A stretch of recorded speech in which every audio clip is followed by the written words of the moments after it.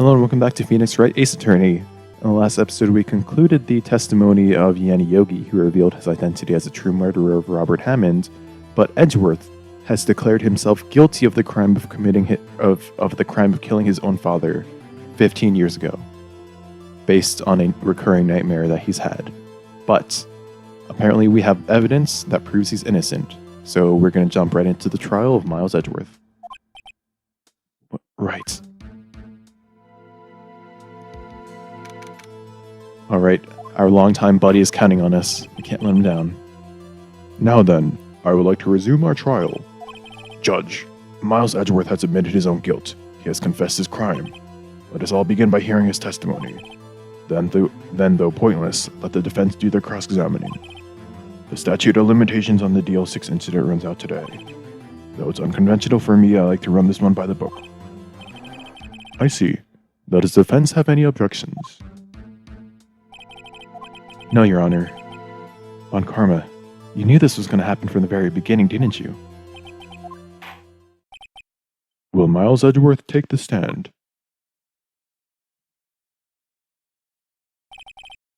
Will the witness state his name and profession?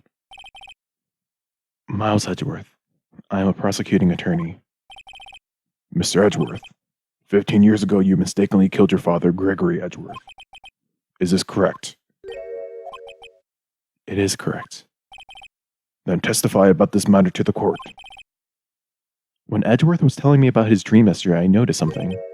One detail didn't quite fit. That will be the key, but only if I can get it to work. Please, please. Okay, we got this. That day, I had gone to the courtroom to observe one of my father's trials. As we went to leave, an earthquake struck, trapping us in the elevator. My father and Miss Yogi lost their composure and they began to argue. Just then, something heavy fell at my feet. I picked it up and threw it at Mr. Yogi. I wanted them to stop fighting. A moment later, there was a single gunshot, then a scream. It was a terrible scream. I remember it to this day. That's all. And until now, you thought this memory was a dream. We were stuck in that elevator for 5 hours. The oxygen in the elevator ran out, and I lost my memory of the events. Bah, the same claim Mr. Yogi has made. Very well. Mr. Wright, your cross-examination, please. Yes, Your Honor.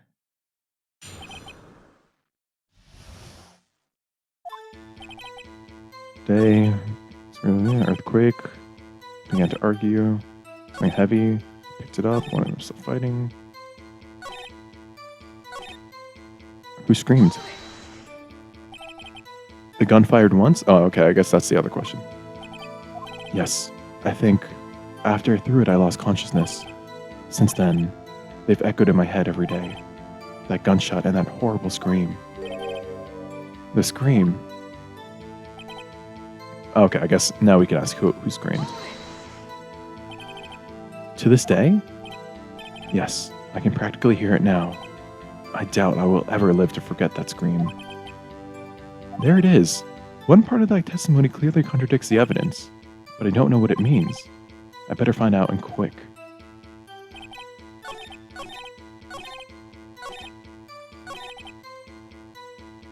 A single gunshot? Maybe that's it?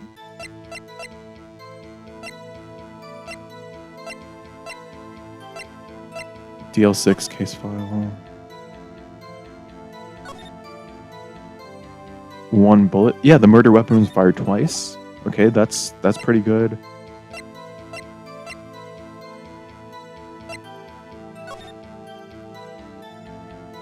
Yeah, so there should be 2 gunshots. Okay, I guess that's it.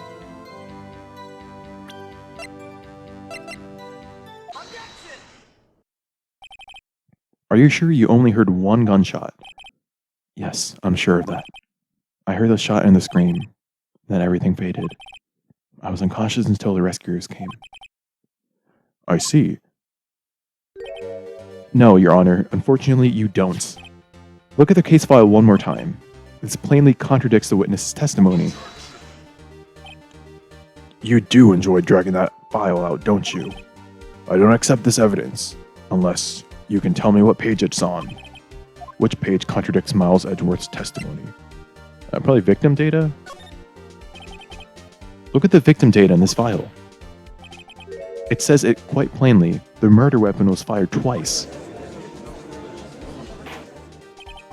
Miles Edgeworth only heard one gunshot, yet the murder weapon was fired twice. The first shot was the accidental firing when the pistol was thrown. So, who fired the remaining shot? I'm surprised Edgeworth didn't think of this. Was there perhaps another shooter who fired that second shot? Your Honor, as I'm sure you're aware, this incident occurred 15 years ago. The evidence is dated. The pistol did fire twice. However, we do not know when the second shot was fired. It might have been fired the day before the incident. There is no proof that the second shot had anything to do with this incident. I see. You do have a point, Mr. Wright. The murder weapon was fired twice, as we have heard. One of those shots was fired by the defendants, a boy at the time. Do you have any proof that the other shot fired had something to do with the case? We have to say yes, because we can't say no. Your Honor, I think I'll be able to show you proof. What? Impossible. Now, Mr. Von Karma, save your surprise for after you've seen the evidence. Very well, Mr. Wright. Show us your proof. Do you have any evidence that the second firing of the pistol is related to this incident? The DL6 bullets. Photograph. I mean, I guess, unless like the bullet did like a crazy ricochet, there's no way there's no way Edgeworth was shot and then the same bullet went through the window there. Yeah, so it's gotta be that. Look at this photograph. This is a photograph of the crime scene 15 years ago. I can see that the victim lying there is Gregory Edgeworth. This proves the murder weapon was fired twice at the time of the incident. This photo proves it. So let me get this straight. This photo proves 2 shots were fired. Where?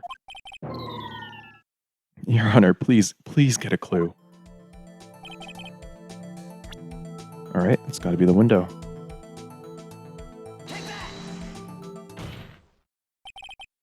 As should be obvious, the contradiction is here.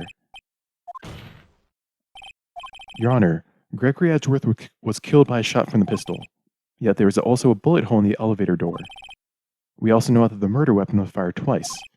Thus, someone other than Edgeworth fired that second shot. Couldn't it also have been Edgeworth killed his dad and then someone else shot in the dark? I don't know. But the fact that 2 bullets were fired doesn't prove anything about the order in which they were fired, which is what we have to prove. Well, order. Mr. Wright, what are you driving at? It's simple, Your Honor. At the time of the incident, 2 shots were fired. One went into Gregory Edgeworth's heart. The other hit the elevator door. Remember that the defendant lost consciousness after the shot he fired rang out. In conclusion, we must agree that the second shot was fired by someone else. Mr. Edgeworth, or Mr. Wright, but who could that someone else be? The murderer, of course.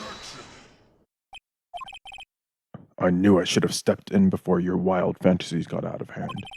Mr. Wright, look once more at the DL6 incident case file. Look closely. Try the case summary page. The case summary page, that's on page 1. Look what is written here. Not a single clue was found on the scene. If the pistol had indeed been fired 2 times, then the other bullet would have been discovered on the scene. He does have a point. The second bullet has never been found. I mean, you also just said that because the case took place 15 years ago, the evidence is dated. I don't know if I take your word on that front, Karma. You can't say like, oh, they were really good with the evidence back in this time, and then also say, oh, they're really bad with the evidence because it's been a while since then. Why? Because the second bullet does not exist. The bullet that claimed Edgeworth's life was the one fired by his own son. That is the truth of the matter. That is the truth of this matter, the whole truth. It was undoubtedly something else that made the bullet hole in that... Oh, come on, that's a bit of a stretch. Order, I will have order. Mr. Wright has proven one thing to us quite clearly, that the murder weapon was fired twice at the time of the incident. However, as Mr. Von Karma says, the second bullet fired was not found. It is highly unlikely that the police merely overlooked the second bullet. So all we have is a single bullet fired. I'm afraid I have to discount the defense's claim. I praise the judge for his wisdom in this matter. God, how did this happen? I don't believe that the second bullet just doesn't exist. Was I wrong? Have I been wrong about this whole incident? What are you doing, Nick? Why aren't you raising an objection? I'm sorry, Maya. It looks like I was wrong. Nick, if the second bullet wasn't there, then all my conjectures are for nothing. No. But you said you'd do it, Nick. You said you got Edgeworth declared innocent. I'm sorry. It's just when I saw the photograph, I thought that 2 shots had been fired. I was so certain of it, I thought I won. I thought there was another person firing someone else who could have fired the killing shot. But now, I was wrong to think that it could be that simple. This case has stood unsolved for 15 years. Nick. Well, it seems that we have finally cleared up this incident. Only 1 bullet was found at the scene of the crime. That shot was fired by Miles Edgeworth. I would like to ask one thing of Miles Edgeworth before passing my verdict. Have you been paying attention to the trial so far? Yes, Your Honor. Do you have any objections? No. No, I do not. So you killed your father, though that was not your intention. He's accepted the guilt. Very well. The statute of limitations on the murder of Gregory Edgeworth runs out today. Therefore, I must pronounce a verdict on the defendant today, right here. Does anyone have any objections? I've been here before. It's just like my first day in court. There are so many things I know I should be saying, but my mind's gone blank and I can't find the words. I have an objection. I don't know what it is, but I'd still have one. Your Honor. Your Honor, I object.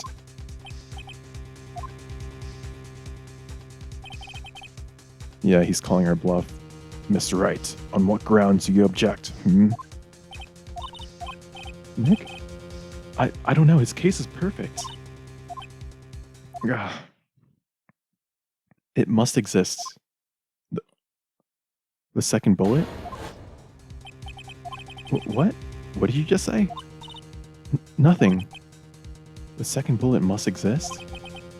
But where? Someone took it. It seems waiting is not going to produce us any answers from Mr. Wright. Wait, Your Honor. The second bullet, it existed. What? But we've just heard proof that it did not exist. I realize that, Your Honor. I'm really grasping here. It's just someone took it from the scene of the crime. That's what happened. But who? The murderer. The murderer? Then tell us, just who is this murderer? I'm still working on that one.